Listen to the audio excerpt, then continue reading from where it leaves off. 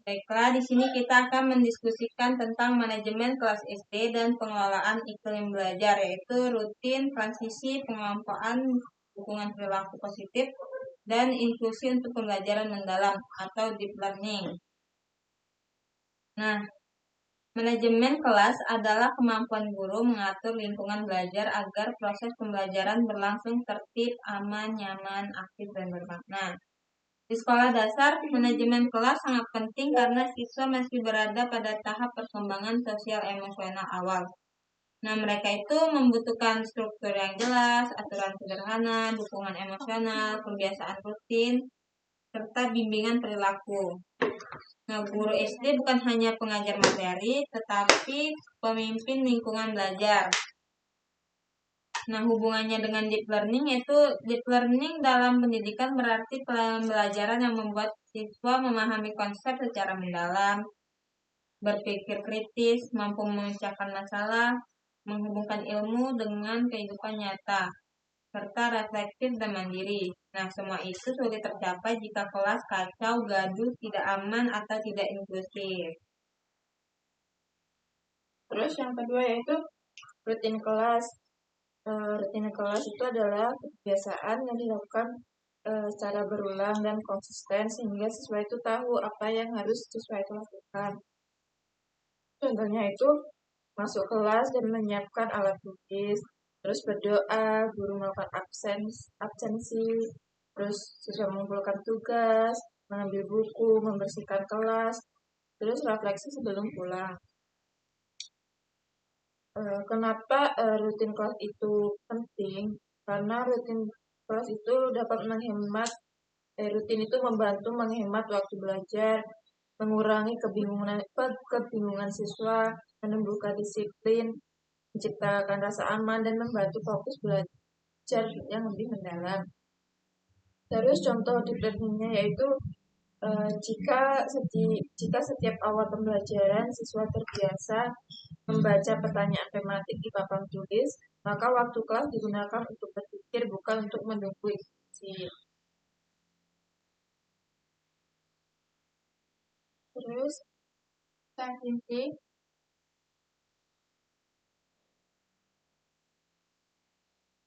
selanjutnya transisi itu adalah perpindahan dari satu kegiatan ke kegiatan lain. Contohnya dari yang bermain ke belajar, dari penjelasan guru ke kerja kelompok, dari diskusi ke presentasi, dan dari kelas ke istirahat. Selanjutnya, mengapa sering menjadi masalah?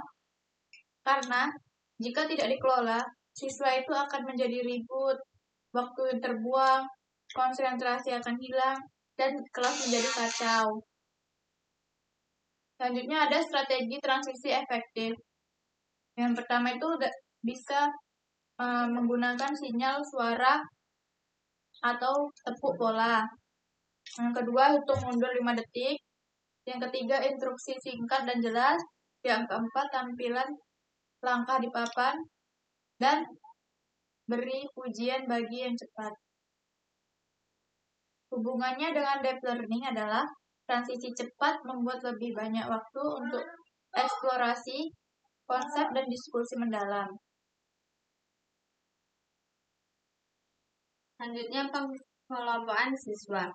Pengelompokan adalah mengatur siswa bekerja sendiri, berpasangan, atau berkelompok. Jenis kelompoknya yang pertama ada heterogen, campuran kemampuan tinggi, sedang, dan rendah. Kelebihannya itu yaitu saling membantu, melatih empati. Jenis yang kedua itu homogen, kemampuan sejenis. Kelebihannya itu tugas bisa disesuaikan. Yang ketiga, minat atau proyek, kelompok berdasarkan topik yang disukai. Prinsip pengelompokan SD itu yang pertama tidak permanen, kedua adil, ketiga semua anak punya peran, dan yang terakhir rotasi berkala. Untuk deep learning, kelompoknya kemungkinan itu diskusi ide, argumentasi, kolaborasi, penyelesaian masalah nyata. Selanjutnya, dukungan perilaku positif. Fokusnya bukan menghukum, tetapi membangun perilaku baik. Strateginya yang pertama, aturan kelas dibuat bersama siswa. Yang kedua, bahasa positif.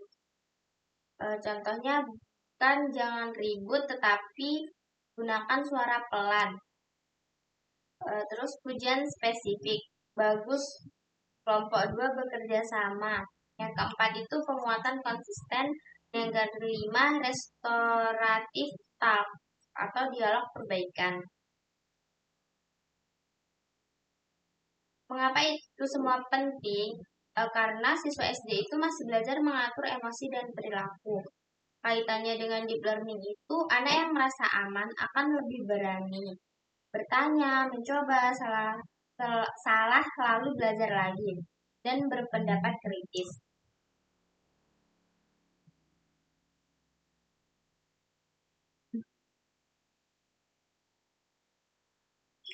Selanjutnya, inklusi dalam kelas SD. Inklusi itu berarti semua anak dapat diterima dan mendapat kesempatan belajar, termasuk dengan siswa yang kemampuannya berbeda dari anak-anak yang lain. Terus latar belakang sosialnya yang berbeda, dan ada yang kebutuhan khusus seperti anak-anak spesial. Dan terakhir gaya belajarnya yang berbeda. Strategi inklusi. Yang pertama ada diferensiasi tugas, terus media beragam seperti gambar, audio, dan benda nyata. Selanjutnya tempat duduk yang fleksibel, dan pendampingan teman sebaya serta bahasa yang menghargai. Contohnya saat belajar pecahan itu siswa visual tuh memakai gambar seperti pizza. Siswa yang kinestik pakai potongan kertas. Siswa yang cepat diberikan tantangan lanjutan yang lebih menantang untuk mengasah keingintahuannya.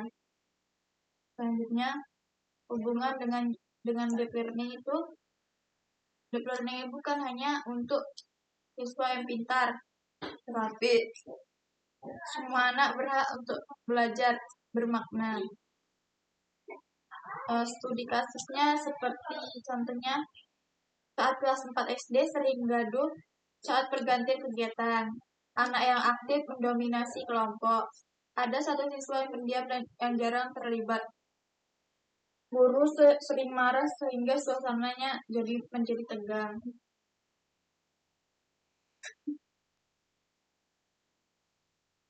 Selanjutnya ada pembagian tugas kelompok. Materi yang dibahas itu solusi berdasarkan 5 aspek seperti rutin, transisi, pengelompokan, dukungan perilaku positif, dan inklusi.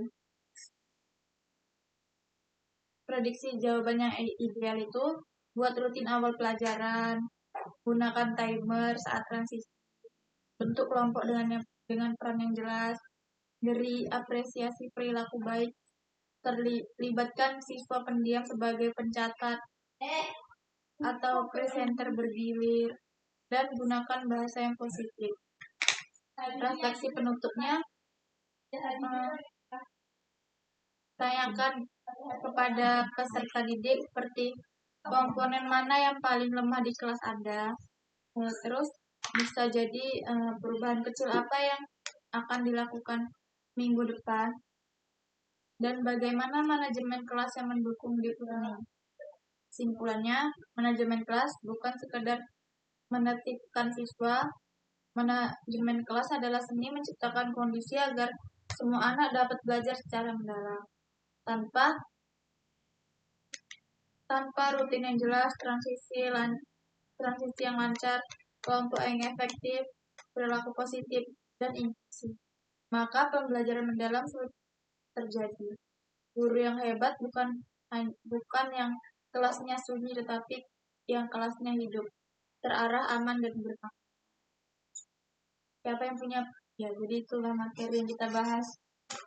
Jadi di sini ada yang punya pertanyaan nggak? Yang ingin ditanyakan?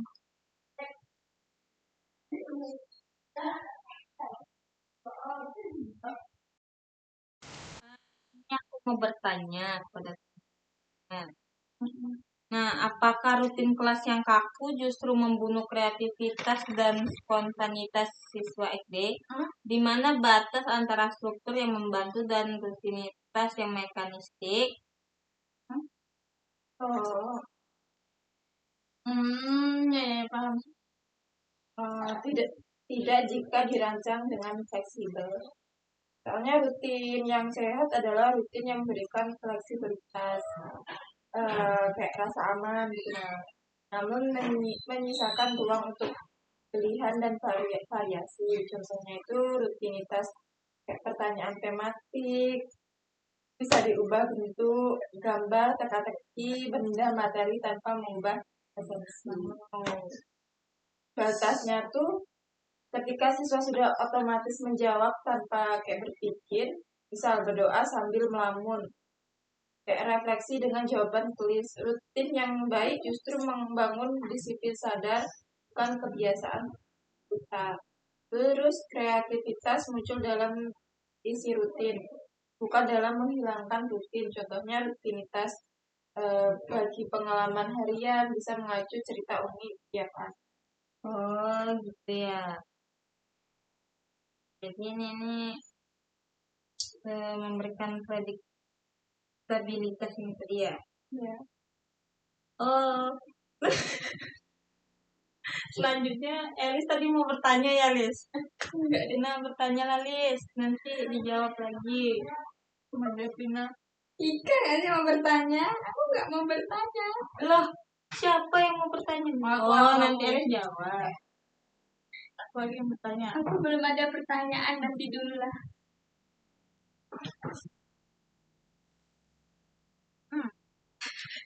Hmm.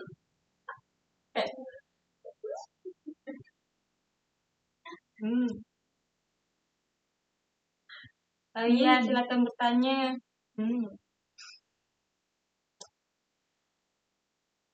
Banyak guru. Benar itu tadi loh.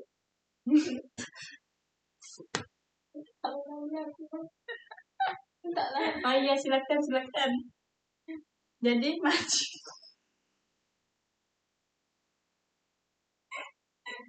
Serius. Ayo, serius guys. Baru 12 menit.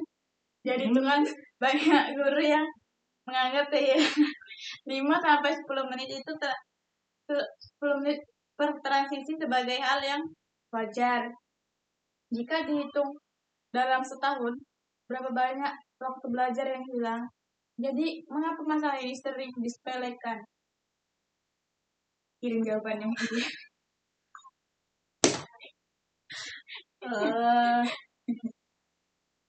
Iya, jadi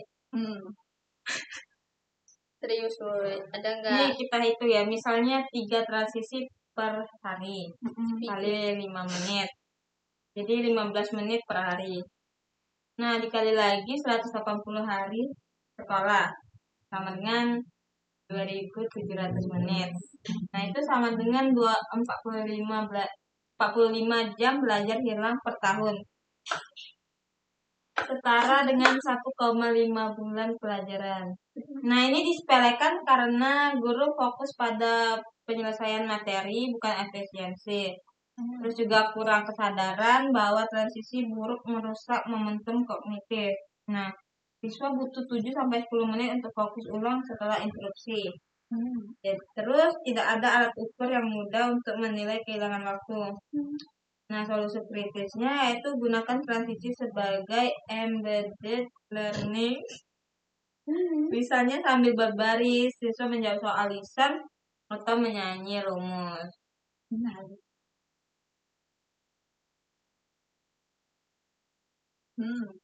Menarik.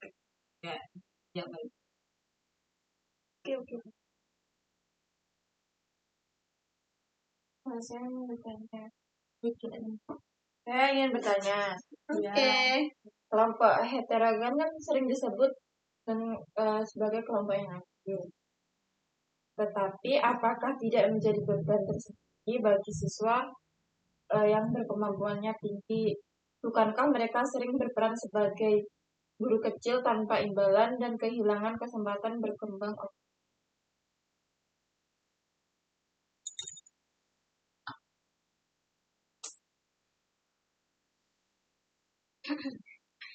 Benar, ada resiko eksploitasi kognitif terhadap siswa cepat belajar. Penelitian menunjukkan siswa cerdas dalam kelompok heterogen dapat melambat hingga 20% jika terlalu sering menjadi tutor tanpa penguatan.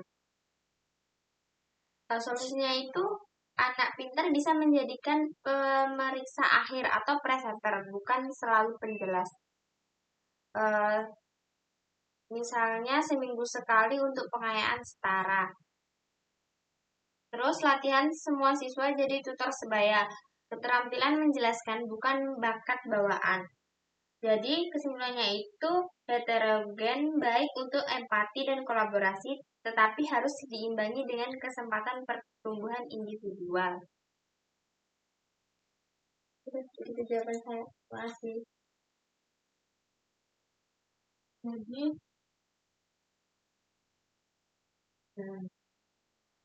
aku punya pertanyaan terakhir.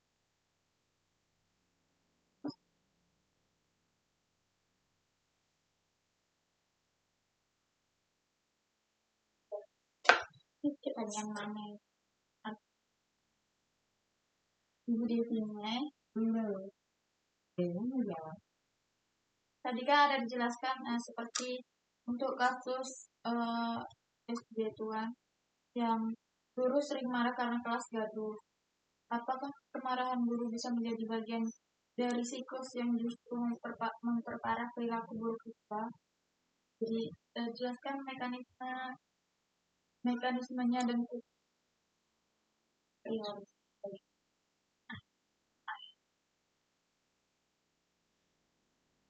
jawab secara kritis ya itu. Kamu jawab juga. Berarti kamu jawab prioritasnya apa? Prioritasnya.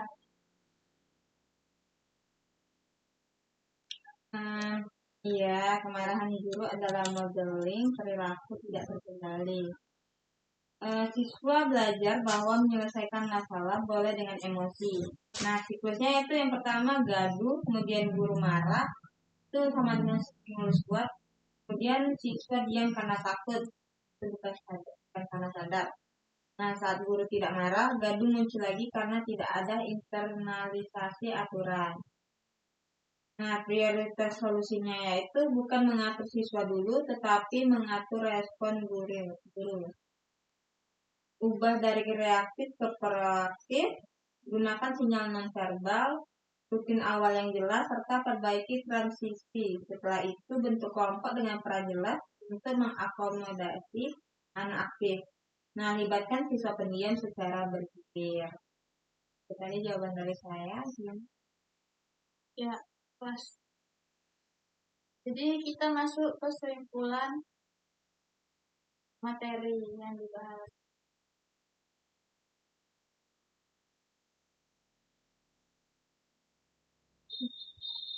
Belum. Ini lampiran kita lagi.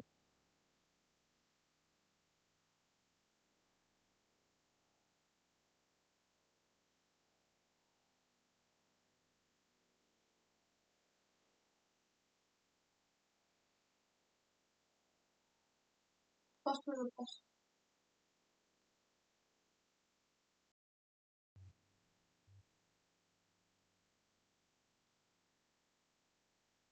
Jadi kesimpulan dari diskusi adalah manajemen kelas di sekolah dasar merupakan fondasi utama untuk terciptanya pembelajaran efektif dan bermakna. Melalui pengelolaan yang tepat, meliputi kelas yang konsisten, transisi yang efisien, pengelompokan siswa yang strategis, dukungan perilaku positif, serta penerapan prinsip inklusi. Guru dapat menciptakan iklim belajar yang aman, nyaman, dan kondusif.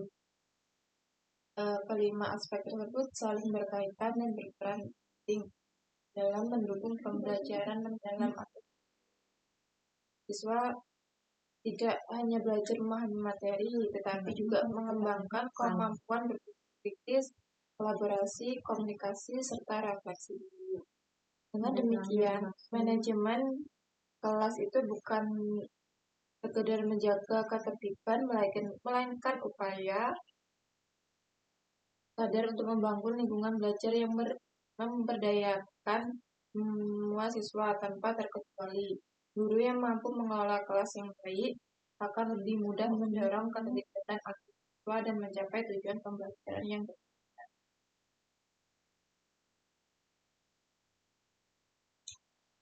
Mungkin itu saja. Selanjutnya ini kita akan belajar Diskusi bab 9. kegiatan.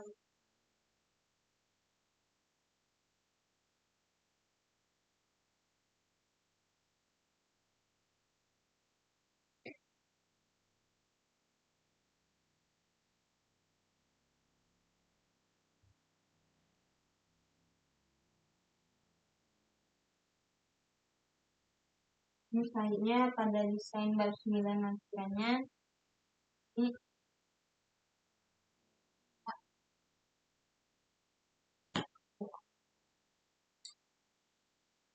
selanjutnya pada lampiran 9A yaitu rencana manajemen kelas.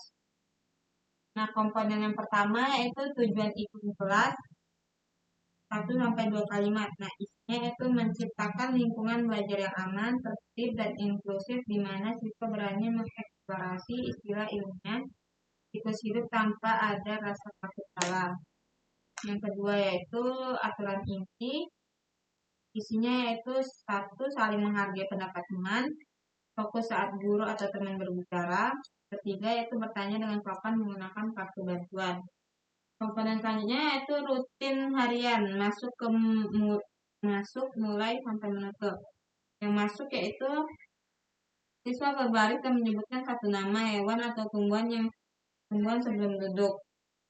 Yaitu prosedur masuk kelas.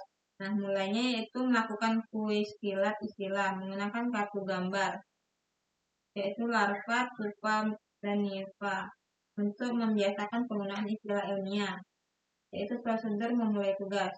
Kemudian yaitu menutup. Siswa mengisi exit tiket berupa 1 kalimat kesimpulan menggunakan kata kunci hari itu sebelum guru menutup pembelajaran. Selanjutnya yaitu komponen prosedur transisi. Nah, isinya yaitu transisi pertama, perpindahan dari menyimak video animasi ke diskusi kelompok dalam 30 detik. Selanjutnya yaitu transisi kedua, yaitu merapikan alat peraga ke project science setelah observasi gambar. Nah, komponen selanjutnya yaitu catatan khusus. Isinya itu memberikan dukungan bahasa yaitu scaffolding berupa glosarium bergambar untuk istilah metamorfosis, larva, dan pupa bagi siswa dengan literasi sains rendah.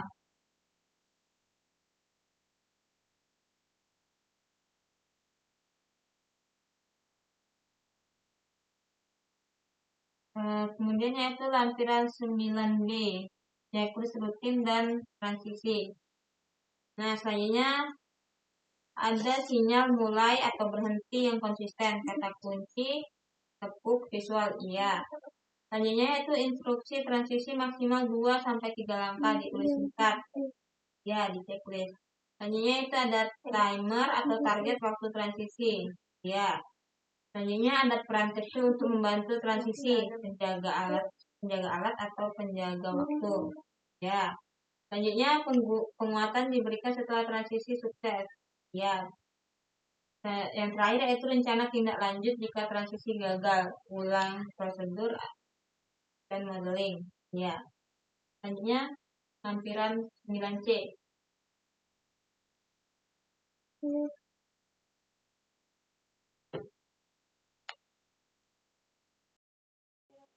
Lampiran 9C, rencana pengelompokan dan akuntabilitas individu.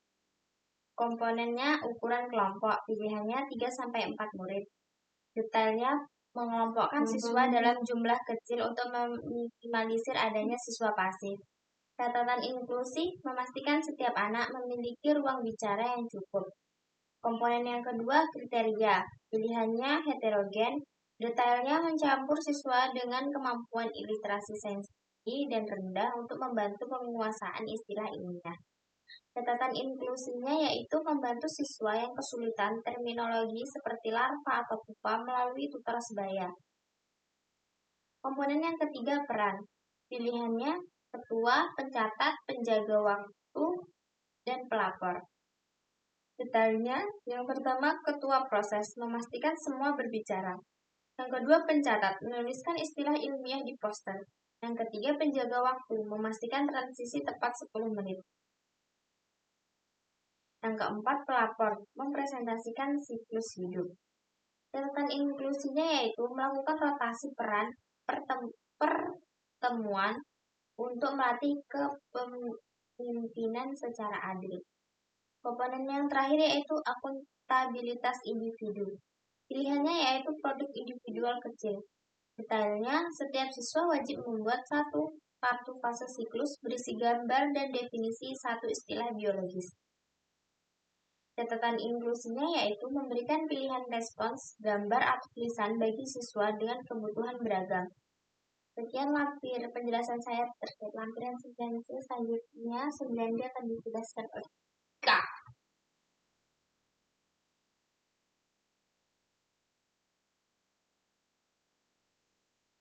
Selanjutnya lampiran 9D yaitu masalah umum, kelas, dan respon guru.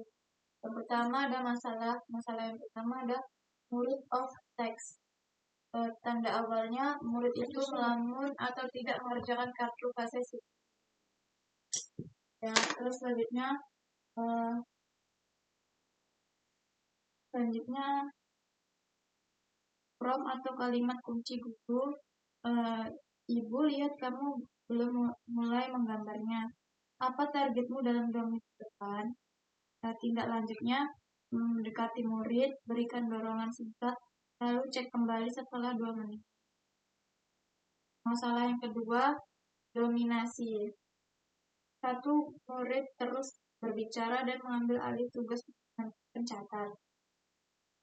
Kalimat kunci guru, Ibu senang kamu semangat, namun sekarang giliranmu menjadi penanya untuk teman. Tindak lanjutnya, gunakan aturan giliran tokens dan tegaskan peran masing-masing. Masalah yang ketiga, tanda awalnya murid diam saja saat diskusi kelompok berlangsung. Kalimat kunci guru, gunakan glosarium bergambar ini untuk membantumu memilih kata yang tepat. Tindak lanjutnya, berikan scaffold bantuan berupa template atau kalimat bantu dan cek kontribusi kecilnya. Masalah 4, kebisingan. Tanda awalnya volume suara kelas meningkat tajam di atas batas wajar. Kalimat kunci gurunya, ingat sinyal volume kita, mari kembali ke level 1 agar bisa. Tindak lanjutnya, gunakan sinyal volume dari 0 sampai 2. Selanjutnya timer visual dan berikan penguatan saat volume kembali sesuai.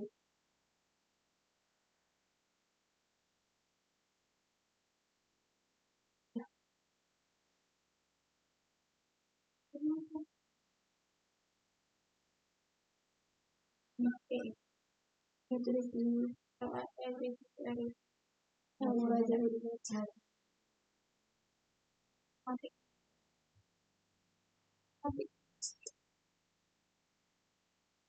Selanjutnya ada pertanyaan tematik. Yang pertama yaitu apa yang salah model pembelajaran atau manajemen kelas? Menjelaskan dengan jawabannya yaitu kesalahan utama itu terletak pada manajemen kelasnya, bukan model pembelajaran. Karena model pembelajaran itu kooperatif sebenarnya sudah baik, untuk melibatkan siswa.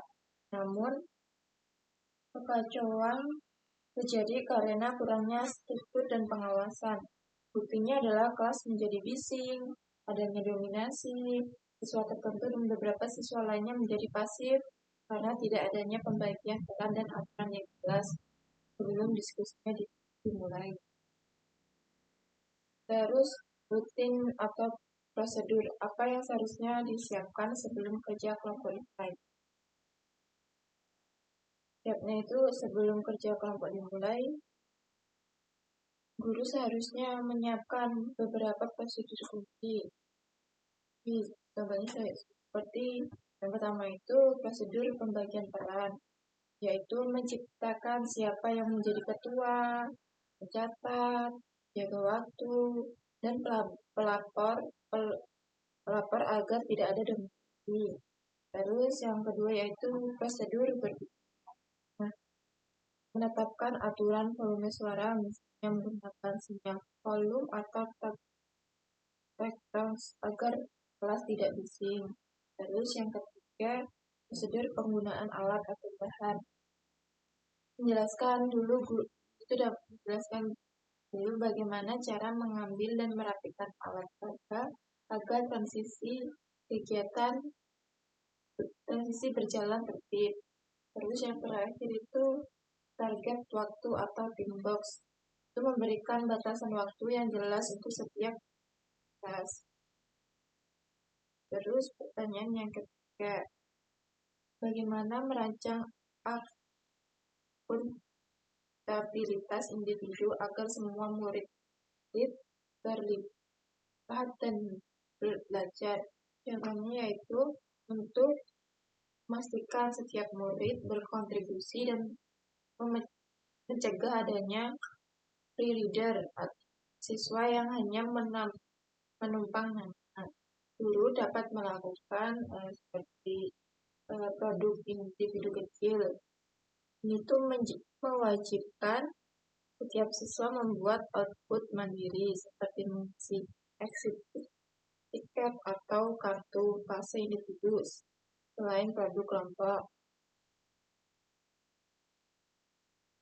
Terus pembagian peran yang jelas, memberikan tanggung jawab spesifik kepada setiap anggota, misal pencatat wajib menulis ide teman.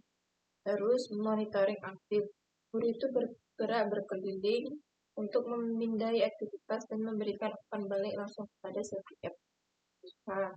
Terus terakhir yaitu pilihan respons, memberikan kebebasan bagi siswa untuk berkontribusi sesuai kemampuannya, misal memilih antara menggambar atau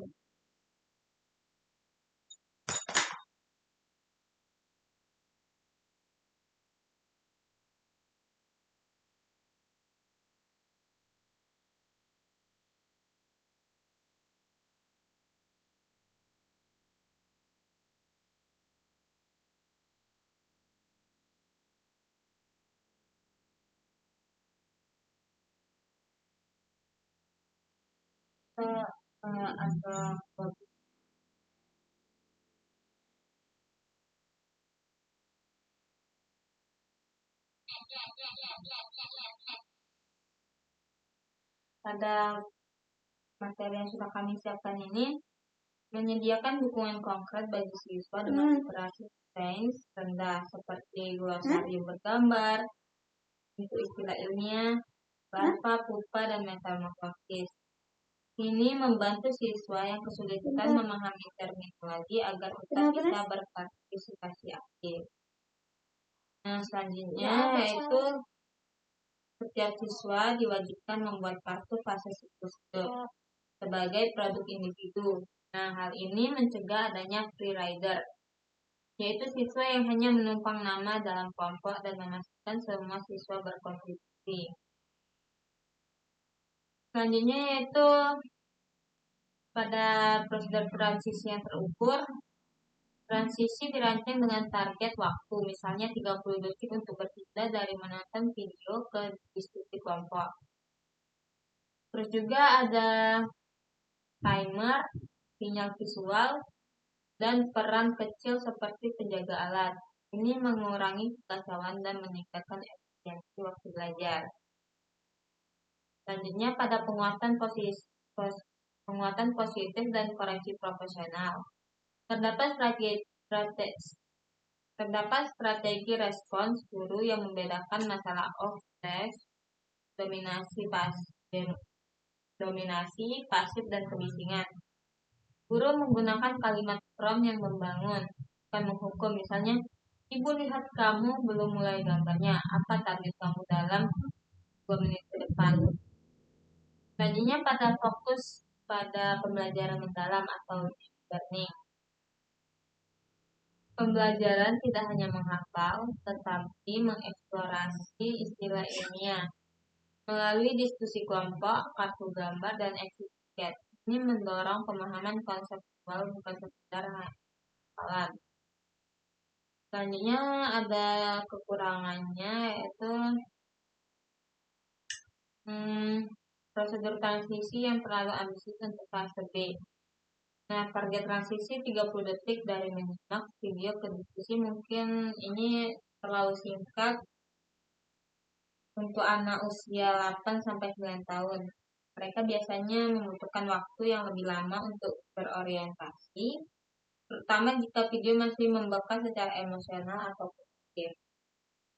Nah, seterusnya itu beban kognitif akibat banyaknya peran dalam kelompok. Nah, setiap kelompok memiliki 4 peran, yaitu ketua, pencatat, penjaga waktu, dan pelapor. Nah, untuk siswa kelas 3 SD ini, mengingat dan menjalankan peran secara konsisten bisa membingungkan. Apalagi jika peran dirotasi setiap pertemuan. Tanpa pelatihan intensif, justru dapat menghambat diskusi. Di sini juga kurangnya strategi untuk siswa yang dengan gangguan perilaku, misalnya ADHD. Meskipun ada catatan inklusi, dokumen ini tidak menyediakan strategi spesifik untuk siswa dengan kesulitan regulasi diri.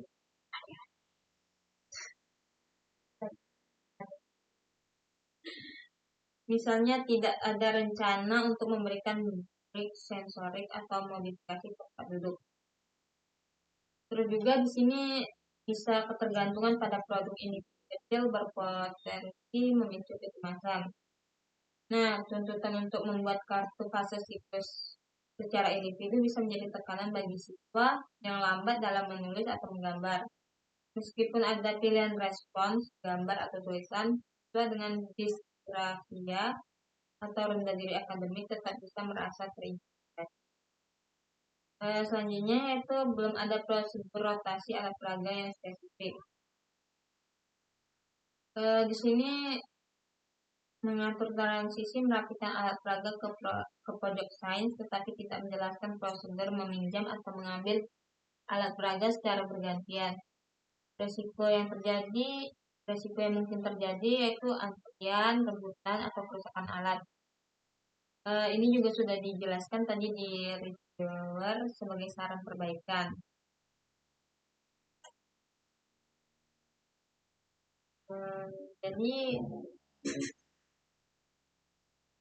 Jadi kesimpulan di sini,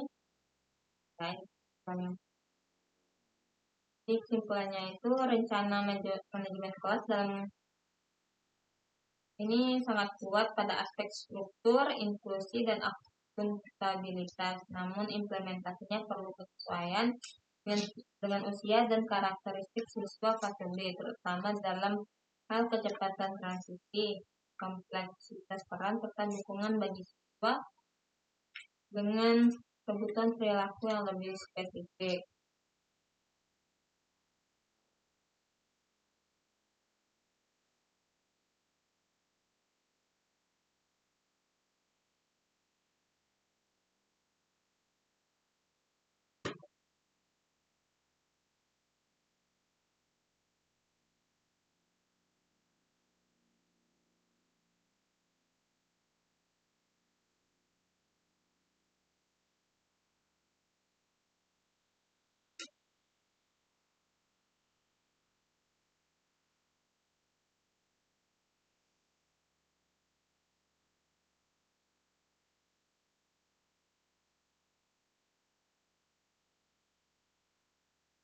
Jadi selanjutnya ada analisis masalah dan solusi awal kelas manajemen. Solusi awal manajemen. Sini apa yang salah di model pembelajaran atau manajemen? Jadi kesalahan utama ada pada manajemen, bukan model pembelajaran. Model kooperatif sebenarnya itu sudah baik, tetapi gagal karena jadi kurang terstruktur dan pengawasan. Kelas menjadi bising, terus ada siswa yang mendominasi, dan ada siswa yang pasif karena tidak ada pembagian peran dan aturan yang jelas. Selanjutnya ada rutin atau prosedur yang harus disiapkan sebelum kerja kelompok. Yang pertama ada prosedur pembagian peran. Jadi ada ketua, pencatat, penjaga, waktu, dan pelapor. Prosedur berbicara ada aturan volume suara, dan token. Yang ketiga ada prosedur penggunaan alat atau bahan, yaitu cara mengambil dan merapikan alat. Yang keempat ada target waktu atau time boxing, yaitu untuk setiap tahap aktivitas. Materi yang merancang akuntabilitas itu ada produk kecil, peran yang jelas, monitoring aktif, pilihan respons seperti gambar atau tulisan sesuai dengan kemampuan siswa. Selanjutnya ada rencana manajemen kelas. Itu ada pada lampiran 9A. Kelas yang mengambil kelas 3 fase B. Tujuan iklim kelasnya ada menciptakan lingkungan belajar yang aman, tertib, dan inklusif, di mana siswa berani mengeksplorasi istilah ilmiah, siklus hidup tanpa takut salah. Aturan intinya ada 3-5. Dan kami mengambil cuma 3 aturan. Yang pertama, saling menghargai pendapat teman. Kedua, fokus saat guru dan teman berbicara. Yang ketiga, bertanya dengan sopan menggunakan kartu bantuan. Rutin hariannya ada masuk, mulai, dan menutup. Masuknya baris dan sebutkan satu nama hewan atau tumbuhan. Mulainya kuis istilah larva, pupa, nimfa, pakai kartu gambar. Nutupnya eksis tiket, satu kalimat kesimpulan pakai kata kunci. Selanjutnya prosedur transisi. Yang pertama, dari video ke diskusi kelompok, lalu merapikan alat peraga ke pojok sains. Catatan khususnya glosari bergambar untuk metamorfosis, larva, pupa, bagi siswa yang dikasih.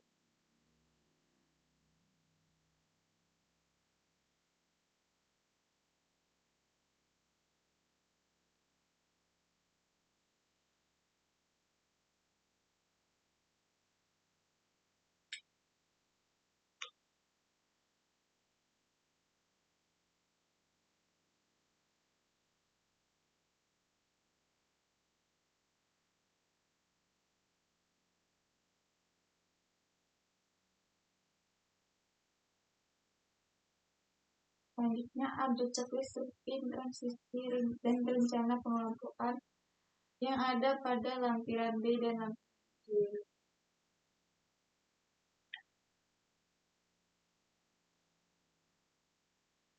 C. Ada sinyal mulai atau berhenti yang konsisten di checklist. Selanjutnya instruksi transisi maksimal 2-3 langkah checklist.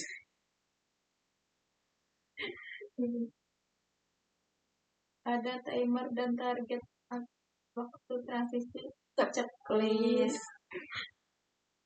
Dan pokoknya ini di lampiran 9B kami menceklis semua kan.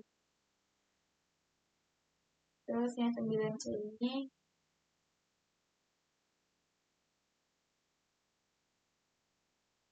Ya, seperti yang dijelaskan oleh aku itu. Elis. Ya, saudari Elis.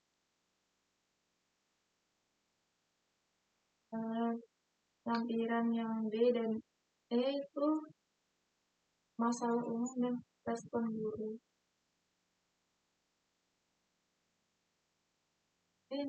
Nah, kami bahas tadi lampiran. Kita masuk ke Ya, jadi kita masuk ke akhirnya.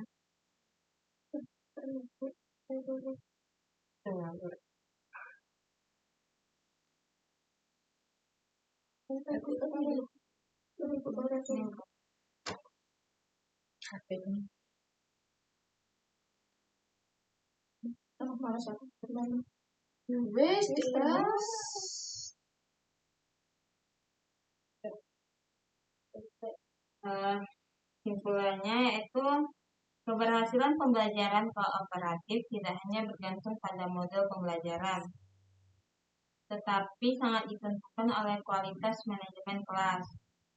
Nah,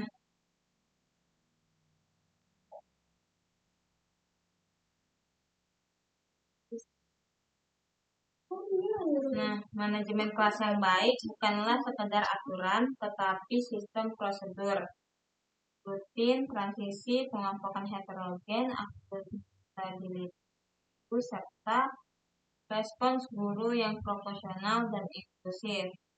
Nah, semua itu harus dirancang secara operasional agar pembelajaran kooperatif dapat berjalan tertib, menyenangkan, dan mencapai pembelajaran mendalam atau deep learning tanpa meninggalkan siswa yang membutuhkan dukungan tambahan. Aku ya. Sabar ya.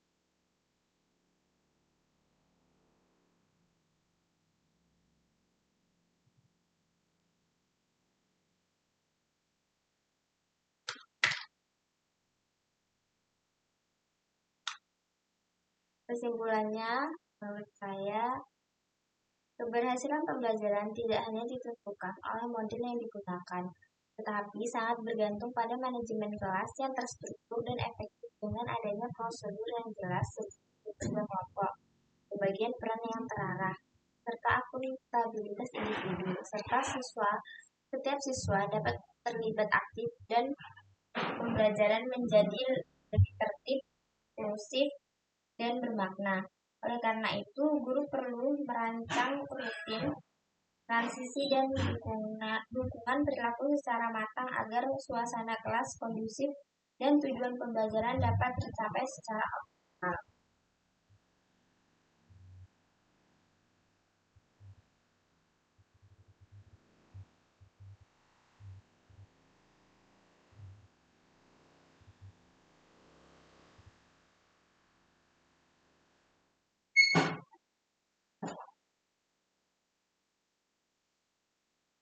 Jadi keberhasilan pembelajaran di kelas tidak hanya ditentukan oleh pemilihan model pembelajaran tepat, tetapi sangat dipengaruhi oleh kualitas manajemen kelas yang diterapkan guru. Model pembelajaran kooperatif pada dasarnya sudah sesuai untuk meningkatkan keterlibatan siswa, namun tanpa dukungan oleh aturan, prosedur, dan pengawasan yang jelas, proses pembelajaran dapat menjadi tidak efektif, seperti munculnya kebisingan, dominasi siswa tertentu, serta adanya siswa yang pasif. Oleh karena itu, sebelum kegiatan belajar dimulai, guru perlu menyiapkan berbagai prosedur penting seperti pembagian peran dalam kelompok, aturan berbicara, pengelolaan alat dan bahan, serta pengaturan waktu agar kegiatan belajar tertib dan terarah. Selain itu, penerapan akuntabilitas individu menjadi kunci agar setiap siswa benar-benar terlibat dan bertanggung jawab dalam proses pembelajaran.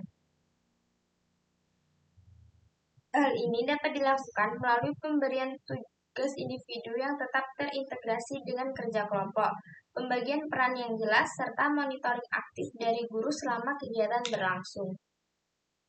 Dukungan tambahan seperti penggunaan media pembelajaran yang inklusif, misalnya glosarium bergambar, juga membantu siswa dengan kemampuan yang beragam untuk tetap memahami materi. Dengan manajemen kelas yang terencana, rutin yang konsisten, serta strategi penguatan perilaku positif, suasana belajar akan menjadi lebih kondusif, inklusif, dan bermakna, sehingga tujuan pembelajaran dapat tercapai secara optimal bagi seluruh siswa. Ya, itu saja diskusi kami hari ini. Terima kasih. Dan wassalamualaikum warahmatullahi wabarakatuh.